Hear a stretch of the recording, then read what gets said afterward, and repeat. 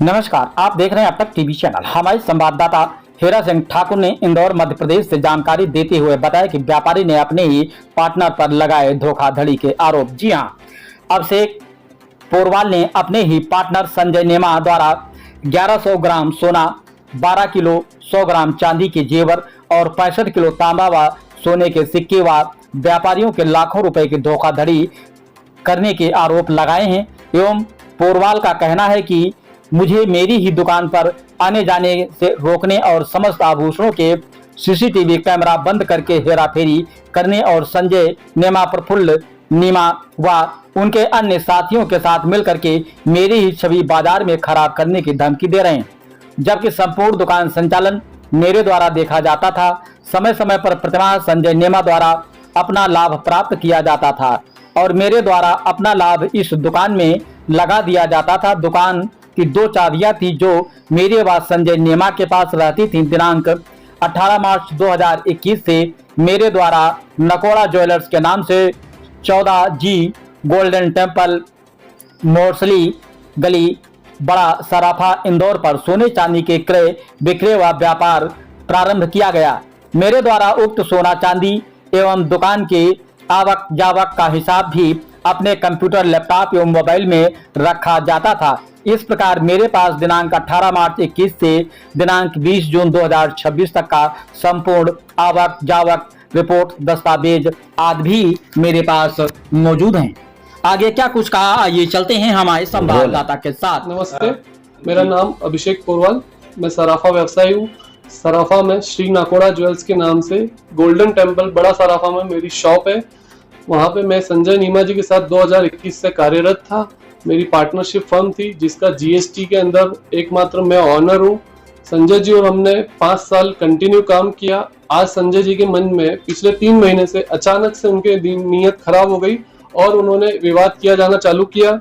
विवाद करते करते हमने 1 महीने तक हिसाब समझा। पहले मैंने उनके सारे रिश्तेदारों को समझाया, उन्होंने अपने बोला कि पहले मौसा जी को समझा दो, फिर मेरे बड़े ब्रदर को समझा दो, फिर बोलते हैं छोटे ब्रदर को समझा दो। ऐसे उनके भतीजे ने समझा। सभी लोगों ने हिसाब समझने के बाद मैंने फाइनली ये डिसाइड किया कि ये समझने वाले नहीं है, ये लोग सिंडिकेट है, ये लोग मुझे गुमराह कर रहे हैं, ये लोग मुझे हिसाब से भटका रहे हैं, ये किसी भी तरीके से मुझे गलत रास्ते पे दिखाना चाहते हैं, ये मेरी बाजार में मेरी जो छवि है वो धूमिल करना चाहते हैं। उन्होंने मेरे मुंह पे बोला है कि हम तुम्हारी इज्जत खराब करेंगे, इस बाजार में तुम रहने लायक नहीं रहोगे। तो मेरा निवेदन है सरकार से, मैंने पुलिस प्रशासन में कंप्लेंट की, वहां पे भी मेरी कोई सुनवाई नहीं हो रही है। मैंने एसपी ऑफिस में कंप्लेंट की, मैंने जन सुनवाई में कंप्लेंट की, किसी भी तरीके की कोई सुनवाई नहीं हो रही है। मैंने EFIR की, मैंने CM हेल्पलाइन पे कंप्लेंट की। मतलब एक कॉमन मैन की तरह, एक आम आदमी की तरह मैं जो कर सकता हूँ वो मैंने किया। आज मेरा एक छोटा बच्चा है 3 साल का, मैं बहुत ज्यादा परेशान हो गया हूँ। मेरा मीडिया से निवेदन है, मुझे अपना जो है न्याय दिलाया जाए। मुझे पूरी न्याय व्यवस्था पे भरोसा है।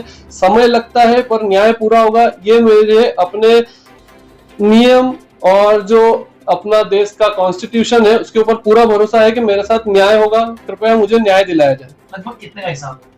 हमारा ये 3 करोड़ रुपए का हिसाब है। मेरा 1200 ग्राम सोना, 12-15 किलो चांदी, 65 किलो कॉपर की बार, सोना मेरा जो सॉलिड गोल्ड होता है वो, ये सभी जीएसटी में मेरे पास 1 नंबर में है।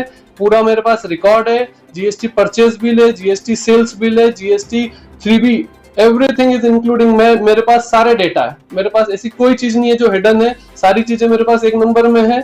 और वो मुझे भटका रहे हैं, मुझे डरा रहे हैं, धमका रहे हैं, अलग अलग तरीके से फोन लगवाते हैं, अलग अलग लोग से बुलवाते हैं।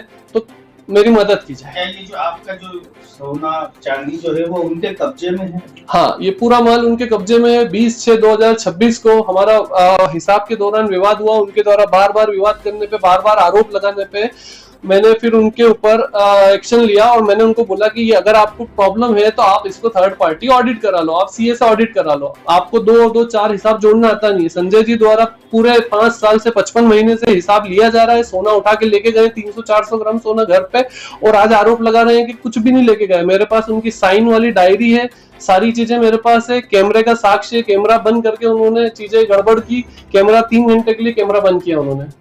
अभी क्या स्थिति दुकान की? दुकान के अंदर वो बैठ रहे हैं, आ रहे हैं, जा रहे हैं। मैंने सराफा थाने में रिपोर्ट की हुई है। सराफा थाने ने बोला कि भाई आप जाके उनसे हिसाब मिलाओ।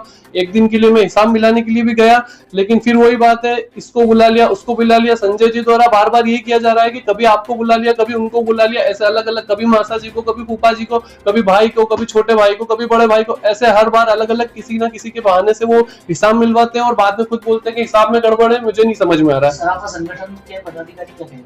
नहीं, सराफा संगठन को अभी तक हमने संपर्क नहीं किया है। सराफा से एसोसिएशन से अभी तक किसी भी तरीके का संपर्क हमारा नहीं हुआ है। सराफा एसोसिएशन में नहीं हुआ है, लेकिन सराफा थाने में हुआ है, एसपी थाने में हुआ है।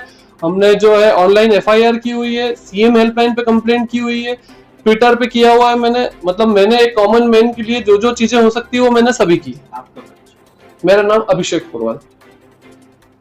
इनका क्या मामला है सराफे में? मेरे एक पक्षकार है अभिषेक पोरवाल जी, सराफे में सोना चांदी का व्यापार करते थे। तो उनके साथ में एक संजय नीमाजी नामक व्यक्ति के साथ उन्होंने व्यापार शुरू किया था। थोड़े टाइम तक इनका व्यापार अच्छा चलता है। उसके बाद में जब प्रॉफिट होने लगता है तो आदमी बदनीयती आ जाने से अभिषेक पोरवाल से कन्नी काटने लगता है और धीरे धीरे करके वहां से सोना जो है अपने आधिपत्य में ले लिया, अपने स्वामित्व में ले लिया। मेरे एक पक्षकार जो अभिषेक पोरवाल है, उनका लगभग करोड़ों रुपए का सोना, चांदी व कॉपर इत्यादि उनके आधिपत्य में है। उनके द्वारा जालसाजी भी की गई है, जीएसटी चोरी की गई है। इवन डेट हमारे पास एक एक प्रूफ रखा हुआ है, सीसीटीवी फुटेज है, हर चीज हमारे पास रखी हुई है, जिसको हम सबको थाने पे पेश करेंगे जी। आपका और इसके अलावा इसमें जो इनके संजय नीमा के बड़े भाई है प्रफुल्ल नीमा जी, वो भी उसी में सिंडिकेट के साथ में काम कर रहे हैं, हवाले का व्यापार करते हैं। जीएसटी की चोरी की हुई है, इनका सूचना के अधिकार के हमने आवेदन लगा दिए सब जगह से हमारे द्वारा इंक्वायरी की जा रही है। इनके बारे में हर चीज का पर्दाफाश किया जाएगा और प्रस्तुत की जाएगी चीजें। कहीं न कहीं सराफे में आसपास सभी यही लोग बैठे हैं और इनको कहते हैं कि बदनाम कर दिया जाएगा, आपको व्यापार नहीं करने दिया जाएगा। जी, अधिकतर क्या है कि जो सिंडिकेट चलते हैं, बड़े बड़े व्यापारी है जो छोटे लोगों को दबाने के लिए सारी चीजें करते हैं।